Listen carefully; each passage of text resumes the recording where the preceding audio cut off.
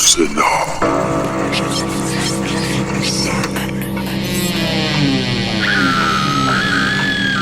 Mga kwento, kababalaghan.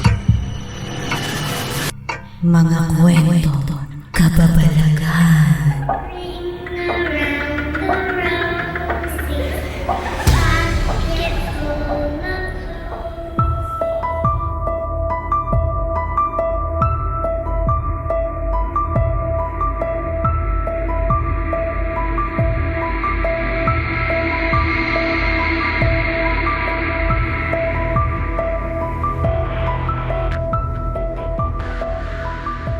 Sabi nila, pagpaalis ka pa lang o nasa daan ka na at may masamang pangitain, ay huwag ka nang tutuloy sa pupuntahan mo.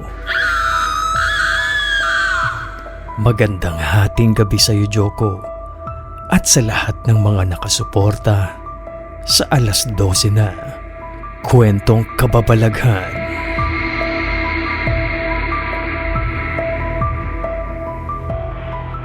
Tawagin mo na lang akong Jewel, 27 years old ng Cavite.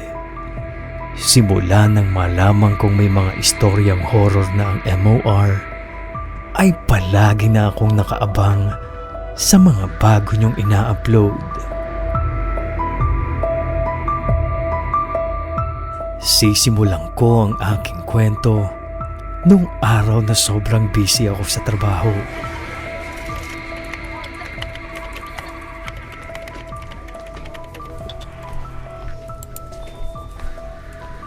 Ay, Joel, ito pala yung USB at printed copy ng info ng presentation. Bali, nandyan na lahat ng kailangan mo, sabi ni boss. Papatong na lang sa table, please.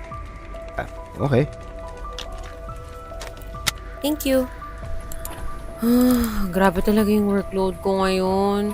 Pero di bale, pagkatapos nito, sisiguraduhin ko makapag-leave para ma-relax naman yung katawang lupa ko. Marami akong tinapos na mga report at presentation, Joko. At pagtapos ng oras ko noon, ay nag-file talaga ako ng vacation leave dahil nung mga nakaraang linggo ay sobrang dagsa talaga ang workload ko na kahit Sabado ay pumapasok ako para matapos ang lahat ng kailangan.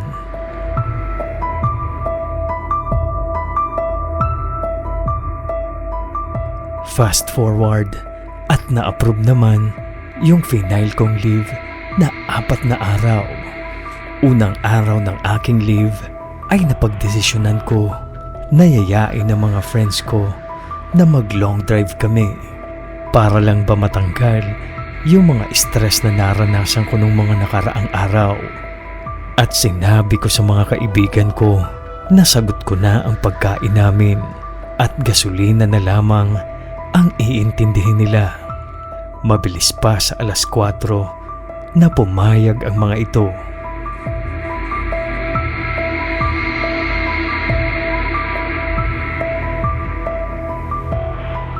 Sa Bicol ko sila niyaya dahil matagal na rin akong hindi nakakapunta at nakakabisita. May bahay kasi yung isang tita ko doon at para mabisita ko na rin at doon na lang kami titigil ng 2 araw. 4 kaming lahat na magkakaibigan at 2 sasakyan ang dadalhin namin. Isang pulang Vios kay Marga at Mirage na silver naman yung sa akin, Joko. Sasabay na lang kay Marga yung 2 pa naming kaibigan at magkikita-kita na lamang kami sa may Carmona exit sa isang convenience store doon para tuloy-tuloy na ang biyahe namin pa Bicol. Mga bandang 7:00 na ng gabi noon nang magkita-kita kami.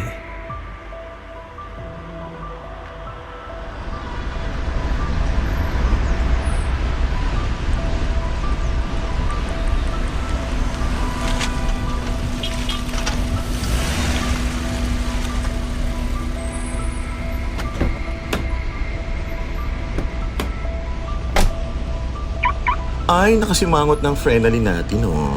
Grabe naman, napakatagal nyo. Kanina pa ako dito, oh. Itong si Markebax, nagyayapang mag-drive-thru.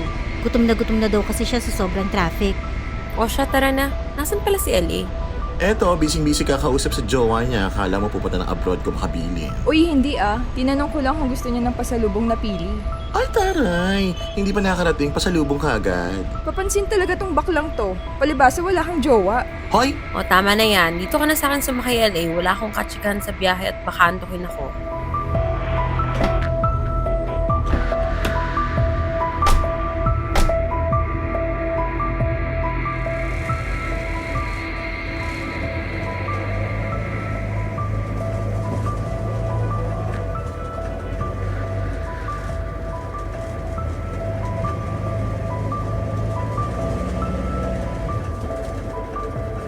Alas 12:30 na ng madaling araw nang makarating kami sa Quezon at napagdesisyon na namin na doon na lang dumaan sa sinasabi nilang shortcut sa lugar. Bago kami makarating sa shortcut ay tumawag si Marga sa akin.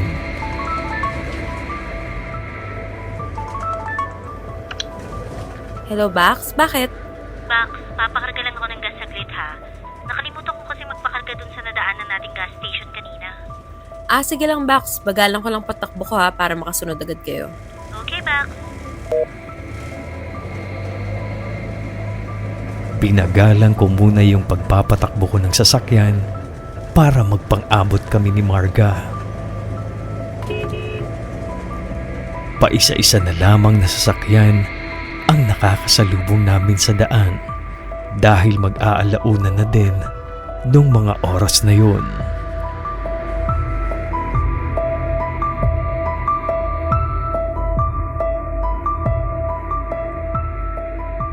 Habang papalapit kami ng papalapit sa shortcut, ay may kakaiba akong naramdaman nung mga oras na yun.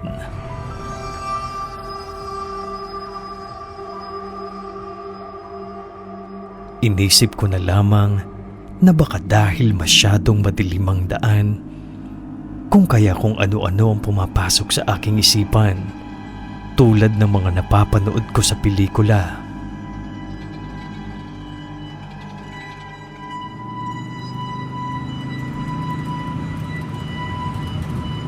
Kung hindi ako nagkakamali sa pagtansya, mga 20 minutes na akong tumatakbo ng mabagal noon. Pero hindi ko pa rin sila makita. Maya't maya akong sumisilip sa salamin para makita ko kung paparating na sila. Dahil nababagot na kami ni LA sa mabagal na takbo ng sasakyan. Bax, bakit ang tagal naman nila? Oo nga eh. Halos 20 minutos na rin tayong mabagal ng takbo pero wala pa rin sila. Tawagan mo nga, Bax. Okay, sige. Tinawagan ni LA si Marga. Subalit busy ang phone nito. Tinuloy ko lamang ang pagdadrive ng mabagal at isa lang ang napansin ko sa daan. Na tila ba nadaanan na namin ito kanina, subalit hindi ko ito sinabi kay LA dahil baka matakot pa ito.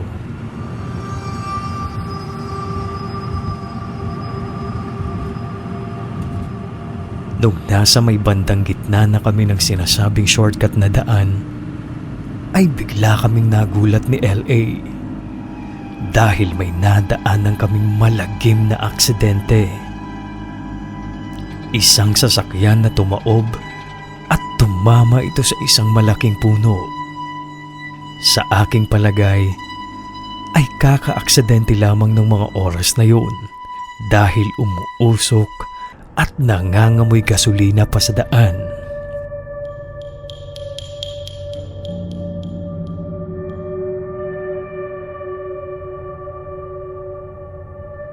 Dahil napakadilim ng kalsada, kung kaya hindi ko napansin kung anong kulay yung sasakyan na naaksidente. Pero kitang-kita ko na sedan ito at may sakay na 2 tao sa loob na sobrang malala ang kalagayan.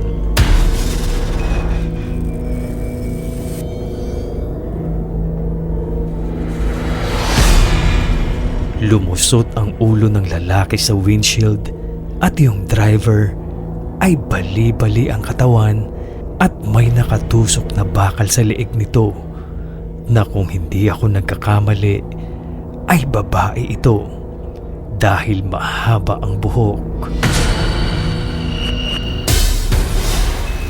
Maya-maya pa ay bigla akong napamura dahil sinabi ni LA na Jewel, balikan kaya natin. Baka may buhay pa sa kanila at mai-report agad natin sa pulis.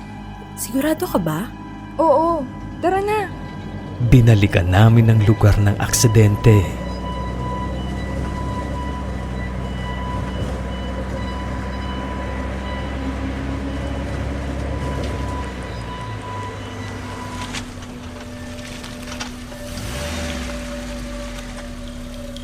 Paglabas namin ng sasakyan, ay may napansin kaming dalawa.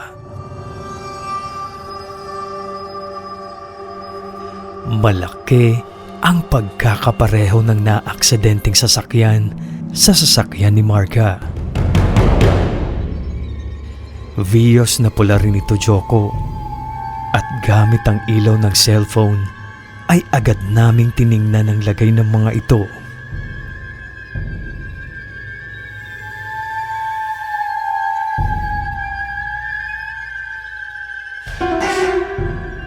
Joko, awang-awa kami ni LA sa sinapit ng mga ito. Inisip namin na napakabilis siguro ng takbo nila kung kaya gano'n na lamang ang lagay ng sasakyan.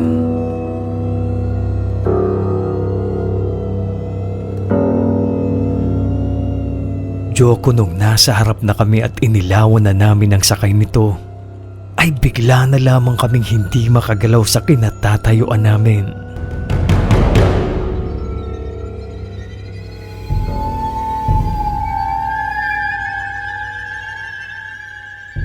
Nakita namin ang malapitan na si Marga ang driver nito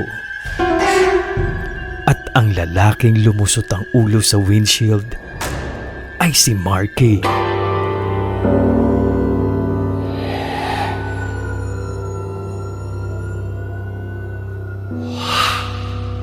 Labis ang pagtataka ko dahil walang ibang dumaan o umovertake sa amin na sasakyan noong mga oras na mabagal yung takbo namin.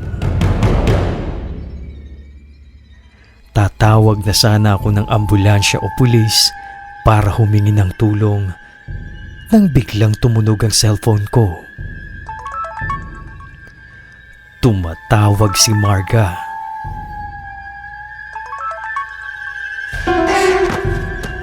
Napaatras ako sa takot at biglang nabitawan ko ang cellphone.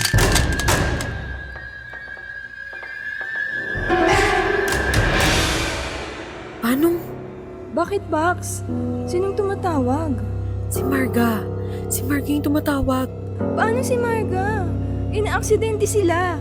Para na naman akong binuhusan ng yelo nung mga oras na yun at nagtayuan na ata lahat ng balahibo ko sa katawan ko nang marinig ko ang boses ni Marga. Hello? Langya naman, Bax. Bakit ang tagal mo sagutin? Hindi ko malaman kung ano ang isasagot ko nung mga oras na yun. Bax, nasan ba kayo? Nandito. Saan, Bax? Ano ba to? Nagpa-prank ba kayo?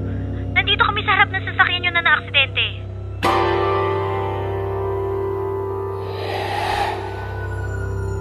Halos mawala ako sa katinoan ko nang sabihin ni Marga na nasa harap daw sila ng naaksidente naming sasakyan. Samantalang kami ang nasa harap ng sasakyan nila na naaksidente.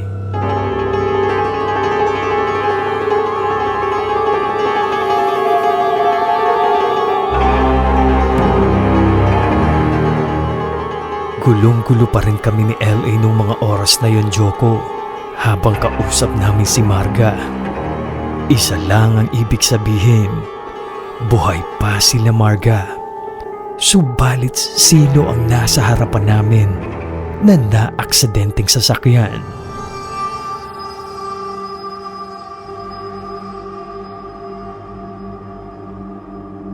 Joko, pare-pareho kaming kinilabutan sa nangyari at nasaksihan namin. Kung kaya agad na nagsabi si Marga na magkita-kita kami sa isang gasolinahan na malapit doon kung saan sila nagpakarga.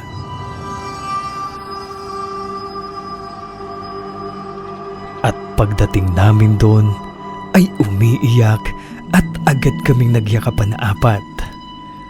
Nagdesisyon kami na bumalik na lamang ng Cavite at wag nang tumuloy sa biyahe namin papuntang Bicol.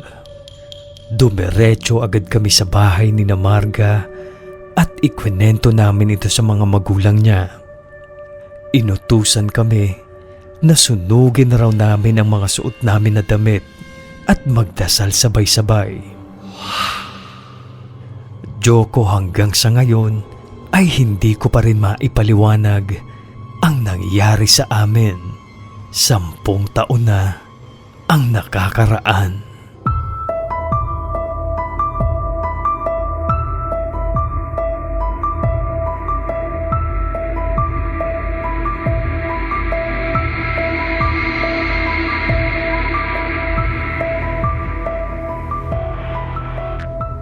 Maraming salamat, Jewel, sa pagpapadala ng iyong kwentong kababalaghan. Grabe yung experience nyo, di ba? Yung tipong nakita nyo yung kaibigan nyo na naaksidente at nakita rin kayo ng mga kaibigan nyo na kayo yung naaksidente. Yun yung sabi ng mga matatanda na signus. Ibig sabihin, posibleng mangyari sa inyo yon kung tinuloy nyo pa yung lakad nyo. Sabi nga nila, ang signus ay isang simbolo o hudyat na nagpapahiwatig ng masamang kapalaran. So may hindi magandang mangyayari kung tinuloy nyo yun. Na ang sabi nga nila, pagka ganun, diba, may signus, merong masamang pangitain. Ang ginagawa talaga doon daw ay unang-una tatanggalin yung lahat ng suot mo, simula sa underwear lahat, tapos susunugin yon, o kung hindi man ay ibabaon sa ilalim ng lupa. Ayun yung sabi doon sa sa mga maalam pagdating sa mga bagay na ito. Sobrang nakakatakot yung experience na ganun, 'di ba? Maraming salamat once again sa iyo, Jewel, sa pagbahagi ng iyong storya.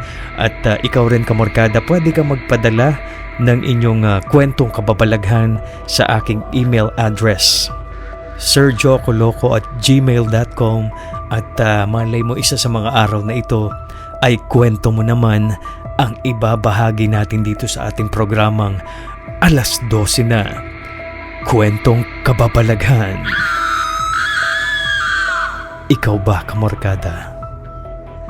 Nangyari na ba sa'yo ang isang masamang pangitain kaya talasan lagi ang pakiramdam at ang paligid ay laging pakinggan? Dahil baka ikaw naman ang may susunod na kwentong kababalaghan.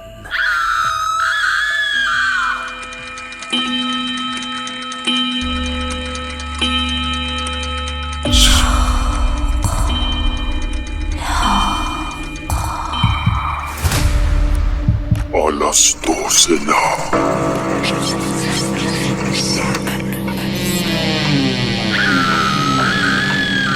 Mga kwento kababalaghan. Mga kwento kababalaghan.